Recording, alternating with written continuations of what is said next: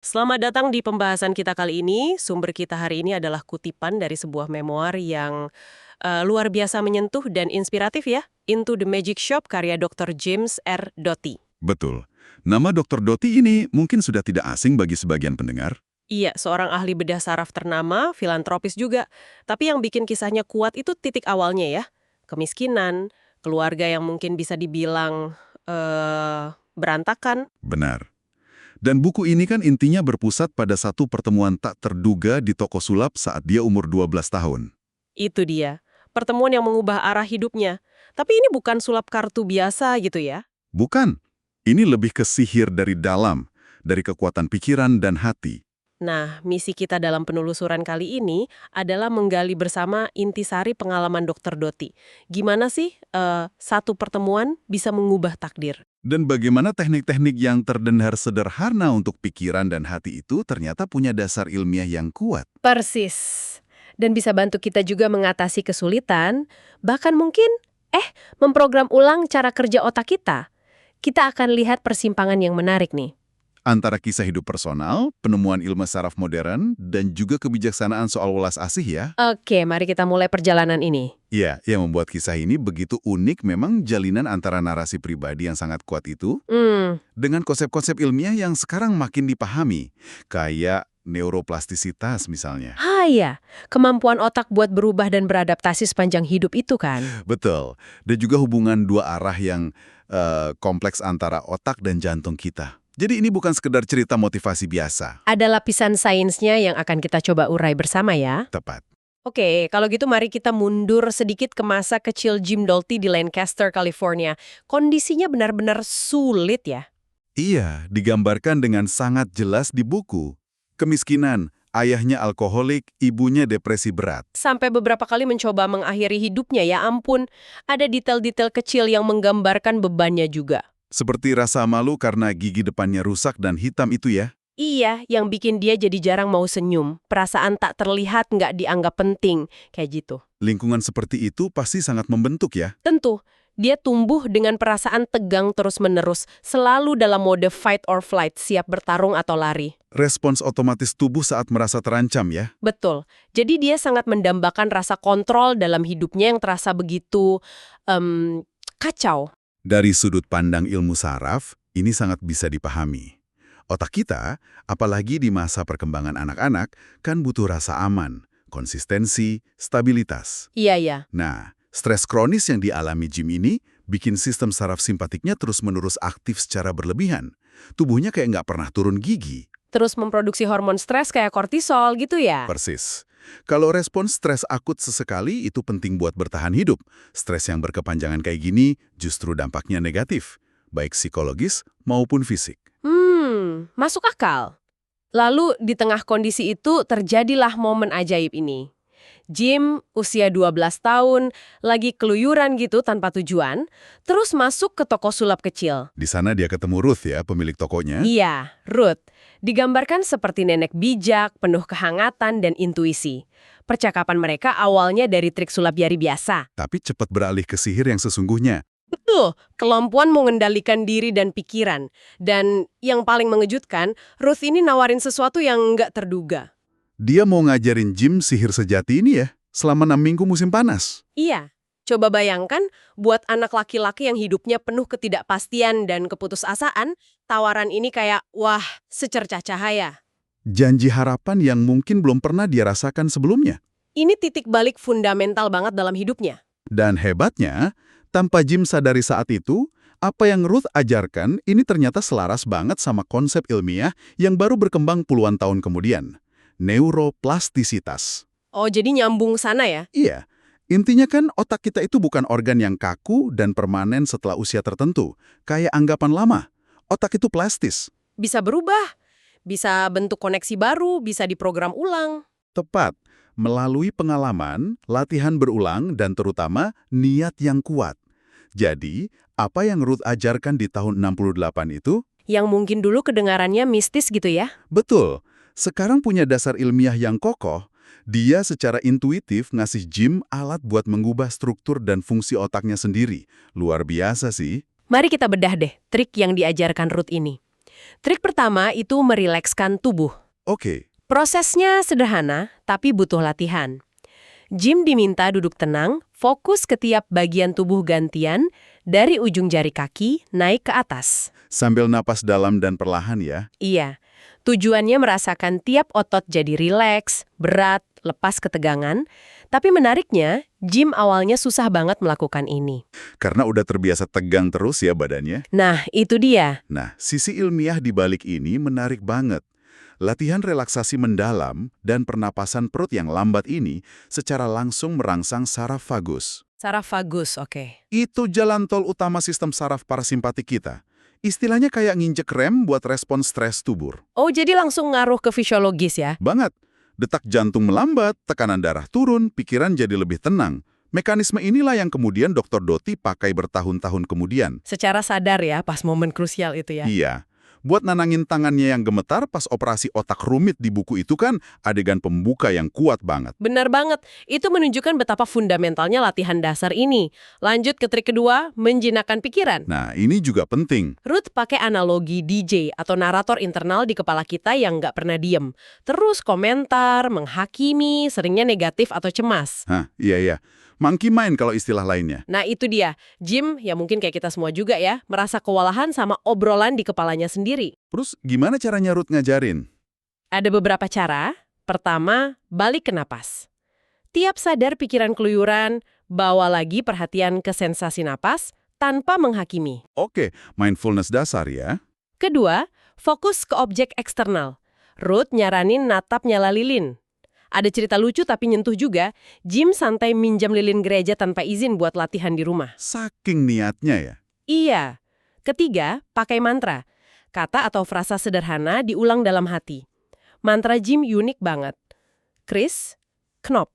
Nama gadis yang disukai sama gagang pintu toko sulap itu ya. Betul.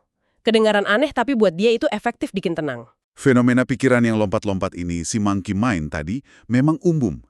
Esensi latihan ini kan yang sekarang kita kenal sebagai mindfulness. Iya. Bukan buat menghentikan pikiran, itu hampir nggak mungkin. Tapi mengubah hubungan kita dengannya.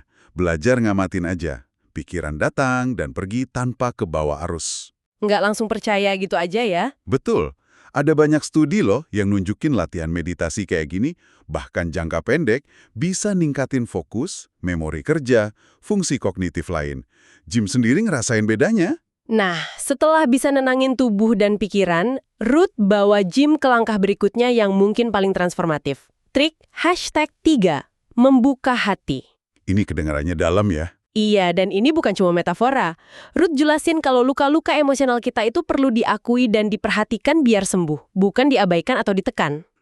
Penting itu. Bahkan, kesulitan dan rasa sakit itu sendiri bisa jadi hadiah ajaib katanya, kalau kita bisa lihat sebagai kesempatan tumbuh dan membuka hati lebih lebar. Lalu kuncinya apa? Kunci utamanya itu welas asih atau compassion. Dan yang menarik, Ruth nekenin pentingnya mulai dari welas asih ke diri sendiri dulu. Ah iya, susah ya mau kasih ke orang lain kalau ke diri sendiri aja keras. Bener banget. Latihannya itu termasuk secara sadar ngirim pikiran baik dan harapan baik. Buat diri sendiri, semoga saya bahagia, semoga saya damai. Terus ke orang lain juga. Iya, lanjut ke orang yang dicintai, orang netral. Nah, ini tantangannya. Ke orang yang sulit atau nyakitin kita. Jim ngaku susah banget buat mikirin anak-anak yang ngebully dia. Bisa dibayangkan sih. Ruth juga ngajarin afirmasi positif buat bangun lagi harga dirinya. Kayak, saya berharga, saya dicintai. Menariknya, membuka hati ini juga punya korelasi fisiologis loh yang bisa diukur. Ini terkait erat sama variabilitas detak jantung atau heart rate variability, HRV. HRV, gimana tuh? HRVE ini ngukur variasi waktu antar detak jantung. HRV yang tinggi itu sering dikaitkan sama kesehatan yang baik, sistem saraf yang fleksibel dan tangguh. Oh gitu. Nah, studi nunjukin emosi positif kayak cinta, syukur, welas asih, itu cenderung ningkatin HRV. Sebaliknya, stres, cemas, marah, nurunin HRV. Jadi kayak suspensi mobil gitu ya, kalau bagus lebih tahan guncangan stres. Analogi yang pas. Selain itu, ada konsep otak jantung atau heart brain. Jantung ternyata punya jaringan saraf kompleks sendiri dan ngirim lebih banyak sinyal ke otak daripada sebaliknya. Wah, baru tahu saya. Ini nunjukin betapa pentingnya integrasi antara kecerdasan kognitif, otak, dan kecerdasan emosional, jantung. Makanya Ruth ngasih peringatan penting kan? Yang mana tuh? Pakai kekuatan pikiran dan visualisasi tanpa dilandasi hati yang terbuka, itu bisa bahaya. Bisa bikin orang jadi dingin, manipulatif, kehilangan esensi kemanusiaannya. Wah, peringatan yang penting banget itu. Oke, baru setelah tubuh rileks, pikiran tenang, dan hati terbuka, Ruth ngajarin trik #4, memperjelas niat atau visualisasi. Langkah terakhir ya ini ya. Iya, dan ini bukan sekedar melamun. Langkahnya spesifik. Setelah kondisi rileks dan hati terbuka, visualisasikan tujuan Anda seolah-olah sudah tercapai. Kuncinya gimana tuh? Kuncinya itu melihat dunia dari dalam diri Anda yang sudah sukses, itu ngerasain perasaannya, bukan cuma nonton film tentang diri sendiri dari luar. Oh, jadi benar-benar menghayati ya? Betul, tujuan besar pertama Jim kan jadi dokter. Ruth ngebimbing dia buat visualisasi pakai jas putih dokter, ngerasain stetoskop di lehernya, ngerasain kepuasan bantu orang. Analogi jendela berkabut itu bagus ya? Iya, jendela yang berkabut karena ragu dan nggak jelas, jadi jernih sebening kristal waktu niat kita kuat, fokus, dan didukung hati yang terbuka. Indah banget. Dari sisi neuroscience, ini juga masuk akal. Otak kita itu nggak selalu bisa bedain dengan jelas antara pengalaman nyata di dunia luar sama pengalaman yang dibayangin dengan sangat jelas dan intens secara internal. Oh iya, Iya, pas kita visualisasi kuat dan melibatkan emosi, kita sebenarnya lagi ngaktifin jalur-jalur saraf yang sama kayak pas kita ngelakuin tindakan nyata. kayak latihan buat otak gitu ya. Persis, biar familiar sama kesuksesan. Korteks prefrontal, bagian otak buat perencanaan, nentuin tujuan, ngebayangin masa depan, itu aktif banget selama proses ini. Nah, terus gimana semua sihir ini terwujud dalam hidup Jim? Luar biasa loh dampaknya. Dia berhasil ngatasin banyak banget rintangan yang kayaknya mustahil. Salah satunya momen dramatis pas dia nekat hadapin komite prakedokteran itu ya. Iya, dia kan mahasiswa IPK pas-pasan, diremehin sama komite di UC Irvine. Tapi dengan keberanian baru hasil latihan Ruth, dia nantang mereka. Nanya, siapa yang ngasih Anda hak buat ancurin mimpi seseorang gitu kan? Betul, itu bukan cuma kata-kata, tapi cerminan perubahan internal yang dalam banget. Selain itu, ada momen penting lain yang juga sangat membentuk dia, yang diceritakan di bab 7, Unacceptable. Ini nyambung ke bagaimana dia memandang dirinya sendiri ya. Oh iya, yang pas dia jadi relawan polisi muda itu ya, Deputy Explorer. Betul. Suatu malam, ayahnya sendiri ditangkap karena mabuk dan mengemudi. Bisa dibayangin kan rasa malu dan hancurnya Jim saat itu. Pasti berat banget. Tapi, deputi polisi yang bertugas waktu itu bukannya menghakimi, malah nunjukin pengertian. Dia bilang ke Jim kalau Jim nggak bertanggung jawab atas tindakan ayahnya. Bahwa Jim bisa milih jalannya sendiri. Tepat. Momen empati tak terduga ini bantu Jim mulai misahin identitasnya dari kondisi keluarganya. Dan paham kalau dia bisa nentuin sendiri standar hidupnya, apa yang acceptable buat dia. Fondasi penting buat bangun harga diri dan nentuin tujuan yang lebih tinggi ya jadinya. Iya, ini krusial banget. Dan dia terus maju kan? Meskipun akademisnya biasa aja, dia berhasil masuk sekolah kedokteran Tulane. Lulus, jadi ahli bedah saraf yang sangat dihormati. Dan sukses secara materi juga, luar biasa. Sempat punya kekayaan bersih sekitar 75 juta dolar ya di puncaknya. Semua simbol sukses duniawi dia punya. Rumah mewah, mobil sport, penthouse. Semua yang ada di daftar keinginannya pas remaja terwujud. Ini jelas nunjukin betapa kuatnya kekuatan niat yang fokus dan keyakinan diri yang dibangun tadi. Tapi, Nah ini dia. Di momen ini peringatan Ruth jadi relevan banget. Ketika sukses datang melimpah, kalau fondasi hati yang terbuka welas asih, rendah hati, koneksi, mulai terkikis. bahaya ya. Ada bahaya besar tergelincir ke arogansi, serakah, dan akhirnya kosong. Fokus ke pencapaian eksternal doang bisa bikin kita lupa sama apa yang ngasih makna sejati. Dan ironisnya itu yang terjadi ya, tahun 2000, gelembung saham teknologi pecah, .com bubble. Kekayaan 75 juta Jim nguap gitu aja. Bangkrut, terlilit hutang. Semua simbol sukses lenyap. Tapi yang lebih parah itu perasaan hampa dan sepi yang dalam banget. Di titik terendah ini dia nemuin lagi buku catatan kecil dari Ruth ya. Iya, kebetulan banget. Buku yang udah lama terlupakan. Lalu datang momen ujian sejati. Yang soal dana perwalian amal itu. Betul, satu-satunya aset sisa itu saham Accuray, perusahaan teknologi medis, yang udah dia taruh di charitable trust. Tapi, pengacaranya nemuin kalau proses legal trust itu belum final. Artinya, dia bisa batalin dan jadi kaya lagi. Persis, jutaan dolar nilainya. Setelah pergulatan batin hebat, ingat lagi ajaran Ruth soal hati dan welas asih, dia bikin keputusan radikal. Dia milih buat nggak batalin trust itu. Iya, dia biarin semua sahamnya didonasikan buat amal. Gila sih. Ini titik balik kedua yang kuat banget. Keputusan ini kayak bukti kalau kejatuhan finansial itu, luka itu benar-benar jadi hadiah ajaib kayak kata Ruth. Jadi pelajaran ya. Iya, momen di mana nilai-nilai terdalam, integritas, kemurahan hati, ngalahin keterikatan sama materi. Tindakan melepaskan kekayaan itu malah ngasih dia kekayaan lain. Kebebasan dari rasa takut kehilangan dan nemuin lagi tujuan hidup yang lebih dalam. Ini perwujudan integrasi pikiran dan hati yang sesungguhnya. Sejak saat itu arah hidup Jim berubah drastis. Dia balik nekunin kedokteran, tapi fokusnya baru ke pelayanan. Terutama di daerah butuh kayak Mississippi pasca badai Katrina. Puncaknya dia mendirikan CCERI di Stanford ya? Iya, Center for Compassion and Altruism Research and Education. Pusat riset buat ngeliti dasar ilmiah dan manfaat, welas asih dan altruisme. Pakai sebagian besar sisa sumber dayanya. Pertemuannya sama Dalai Lama juga momen penting ya? Banget. Dalai Lama secara tak terduga ngasih donasi pribadi besar buat CCRE. Kayak peneguhan gitu atas jalan barunya ini. Lalu dia merumuskan ulang ajaran ruh jadi alfabet hati itu ya? Iya, dari C sampai L. Kayak panduan praktis buat hidup dengan hati terbuka. Beberapa huruf kunci misalnya, C buat compassion, welas asih. Kenali penderitaan diri dan orang lain, terus tergerak bantu. D buat dignity, martabat. Lihat nilai intrinsik dan kesetaraan tiap manusia. F buat forgiveness, pengampunan. Lepasin beban marah demi kebebasan diri sendiri. Penting ini. H buat humility, kerendahan hati. Lawan arogansi, akui keterbatasan diri. K buat kindness, kebaikan. Tindakan welas asih dalam praktek, yang nular katanya. Dan L terakhir, love, cinta.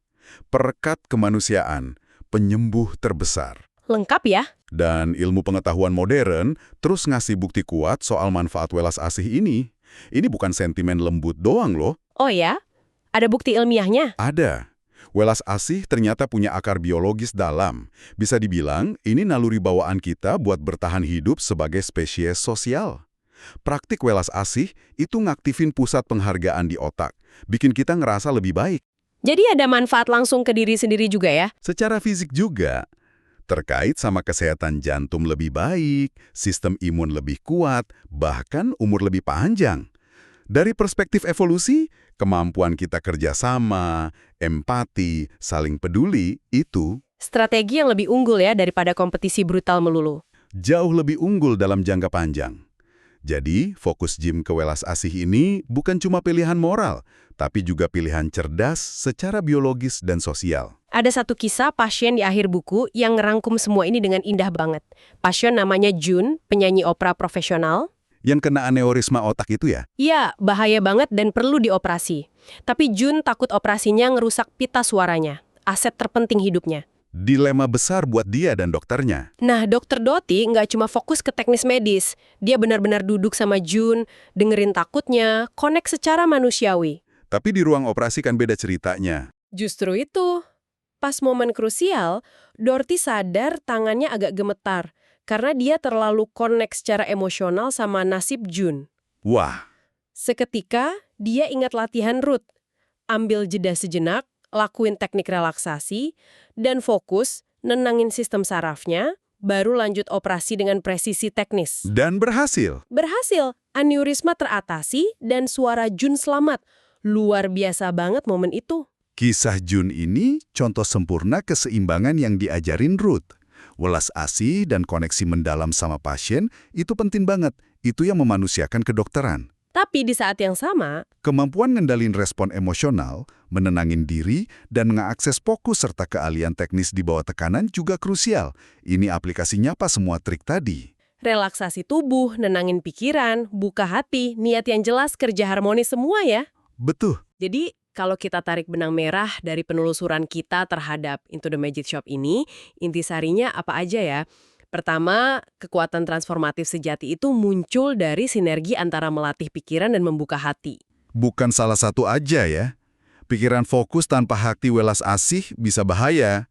Hati terbuka tanpa pikiran terlatih bisa jadi nggak efektif. Kudu bareng. Kedua, pesan optimis dari neuroplastisitas. Kita nggak terikat selamanya sama masa lalu, trauma, atau kondisi awal kita. Otak kita bisa berubah, kita bisa belajar dan tumbuh sepanjang hidup.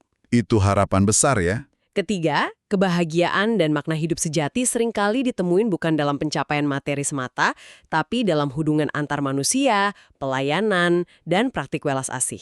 Pengalaman Jim sendiri membuktikan itu ya. Dan terakhir, sihir. Ini potensi buat berubah dan berkembang ini sejatinya ada di dalam diri kita masing-masing, nunggu buat ditemuin dan diaktifkan. Dan ini tentu berlaku buat Anda juga para pendengar. Kapasitas buat melatih otak dan membuka hati, ini bukan hak istimewa segelintir orang. Ini potensi bawaan manusia. Jadi bukan cuma buat ahli bedah saraf atau orang dengan kisah hidup dramatis ya? Sama sekali bukan. Teknik-teknik di buku ini, meskipun diceritain dalam konteks dramatis, pada dasarnya alat praktis yang bisa kita semua pelajari dan terapin dalam hidup sehari-hari, skala apapun. Mungkin pertanyaan reflektif buat Anda bawa pulang. Setelah denger ini, sihir internal apa, kemampuan atau kualitas apa yang paling ingin Anda kembangin atau aktifin dalam hidup Anda sendiri saat ini? Pertanyaan bagus. Sebagai penutup, saya jadi teringat satu ucapan Ruth ke Jim muda yang sangat menggugah. Apa yang kamu pikir kamu inginkan, belum tentu yang terbaik untukmu. Dalam sekali maknanya itu. Iya, ini memunculkan pertanyaan lanjutan yang menarik buat kita renungkan. Bagaimana jika kita coba nyelarasin niat dan tujuan kita, bukan cuma berdasarkan keinginan sesaat atau dorongan ego? Tapi berdasarkan nilai-nilai kita yang paling dalam, dipandu suara hati yang terbuka. Persis. Jika kita pakai kompas hati itu, tujuan apa yang mungkin benar-benar kita dambakan? Sesuatu untuk Anda eksplorasi lebih lanjut.